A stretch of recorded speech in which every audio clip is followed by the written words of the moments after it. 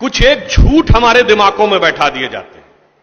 जैसे आप सब ने यह कथा पढ़ी होगी कि एकलव्य का अंगूठा कटवा लिया द्रोणाचार्य ने, पढ़ा है ना आप सब ने? पर यह बताइए कितनों ने महाभारत में स्वयं पढ़ा है?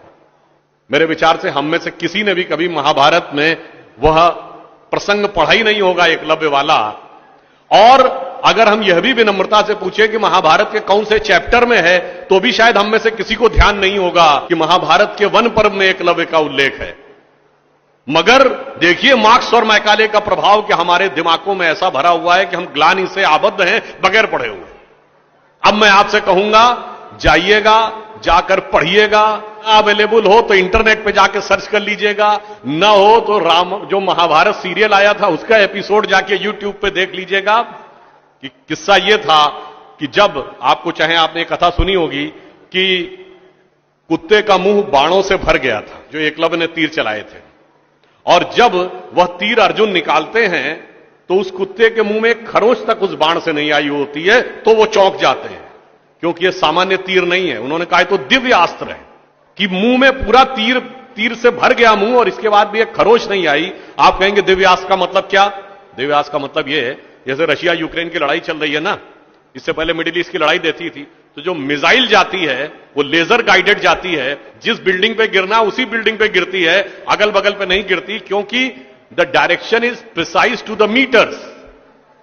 पर अगर मुंह के अंदर जाए और खाल पर खरोंच ना आए, इसका मतलब it is so much strongly guided that it is precision to the micrometers. तो जब ये वो देखते हैं ये दिव्यास्त्र चलाना, तो उन्होंने कहा दिव्यास्त्र राजा चला सकता है, ये कैसे सीखा इसने?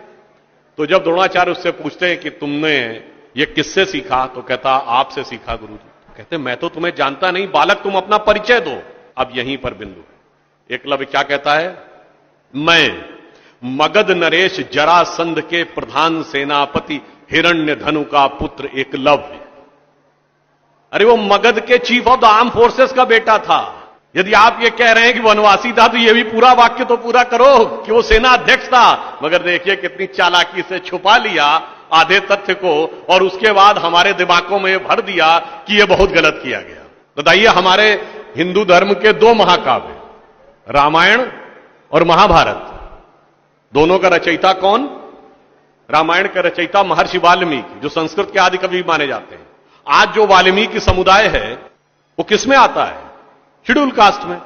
महाभारत के रचयिता और वेदांत और मीमांसा के रचयिता महर्षि वेदव्यास, जिनकी मां मछुआरिन थी, वह समुदाय किसमें आता है? कुछ राज्यों में, दिल्ली में शेड्यूल कास्ट में, यूपी में अति पिछड़े में। तो मेरे भाई, संत रैदास, नामदेव, कबीर, दादू, ये सब पूज्य संत हुए, फिर भी हमारे दिमागों में यह भरा जाता है।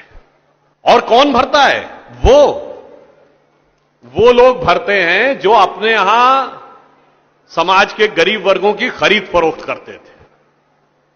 और आपको यह भी बात बता दूं, जब हम कभी अपने यहां कहते हैं फॉरेन ट्रेवलर्स ने दिखाओ क्या लिखा है, तो मैं यह बात आपसे कहता हूं, इसको भी जाके चेक कर लीजिएगा। किसी फॉरेन ट्रेवलर का सबसे ऑथेंटिक जो रेफरेंस माना जाता है, वो चंद्रगुप्त मौर्य के समय में मेगास्थनीज आया था ग्रीस से, जिसने अपनी किताब लिखी है इंडिका, आज से 2300 साल पहले। वो इंडिका किताब आज उपलब्ध नहीं है, मगर उसके उदाहरण तमाम जगहों पे हैं, तो प्रूवन है किताब थी। उसने भारतीय समाज में व्यवस्था का वर्णन करते हुए लिखा है कि यहां पर 7 जातियां हैं, मगर महत्वपूर्ण बात यह है यहां इतनी समरसता, इतना सामंजस्य है कि यूनान के समाज के समान यहां कोई समाज का ऐसा वर्ग नहीं है जिसके साथ शोषण या भेदभाव किया जाता हो। ये एक विदेशी लिख रहा है। और मैं एक और बात आपसे बताना चाहता हूं, बहुतों को नहीं पता होगा, गांव में पंचायत होती है ना, ये पंचायत में 5 की संख्या कहां से आती? ये 4 या 6 क्यों नहीं? 5 की संख्या जानते कहां से आती है? 4 वर्ण माने गए थे, तो किसी भी गांव में निर्णय लेना होगा तो चारों वर्णों का एक एक प्रतिनिधि होगा, और 5वां जानते कौन होगा? गांव के बाहरी क्षेत्रों में रहने वाले वो वनवासी जो प्रत्यक्ष रूप से गांव का हिस्सा नहीं है, पर हमारे निर्णय का प्रभाव उनके जीवन पर भी पड़ेगा, तो 5वां प्रतिनिधि उनका होगा। वहां से यह पंचायत का भाव आता है। और फिर मैं आपसे कहना चाहता हूं, हमारे दिमाग में एक और चीज भर दी गई कि जाति व्यवस्था हमने बनाई। आपको पता है कास्ट शब्द कहां से आया? ये कास्ट अंग्रेजी का शब्द नहीं है, ये पुर्तगीज भाषा का शब्द है। और 1931 में जो अंतिम जनगणना जाति के आधार पर उस पर 4114 जातियां हैं हिंदू समाज में, जिसमें अब 6000 बताई जाती हैं। मैं चैलेंज करके पूछता हूं, कोई दिखाओ तो किसी धर्म ग्रंथ में 6000 जातियां लिखी हो, और जहां लिखी उसमें इससे ऊंचे ये, इनके नीचे ये ऊंचा ये नीचा, कौन से धर्म ग्रंथ में लिखा है? ये माली ऊंचे की तेली ऊंचे, सुनार ऊंचे कि लोहार ऊंचे, कहां लिखा है? जानते हैं कहां लिखा है? एक British census commissioner Herbert Risley द्वारा किए गए सेंसस में हिंदू समाज को जातियों में विभाजित करके ऊपर से नीचे तक लिखा गया, और फिर वो हमारे ऊपर अध्यारोपित कर दिया गया है। हमारे दिमागों में कैसी कैसी बातें भरी जाती हैं। एक थोड़ा लिबर्टी लेते हुए यह भी कहना चाहूंगा, महिलाओं को पढ़ने का अधिकार नहीं दिया जाता था। अब यह बताइए, हमारे यहां दिल्ली में लोगों को ध्यान नहीं होता है, आप लोगों ने मैत्री कॉलेज और गार्गी कॉलेज है ना, ये मैत्री और गार्गी कौन थी? ये वैदिक काल की 20-22 विदुषी स्त्रियों में से एक हैं। गार्गी ने ऋषि याज्ञवल्क्य के साथ शास्त्रार्थ किया।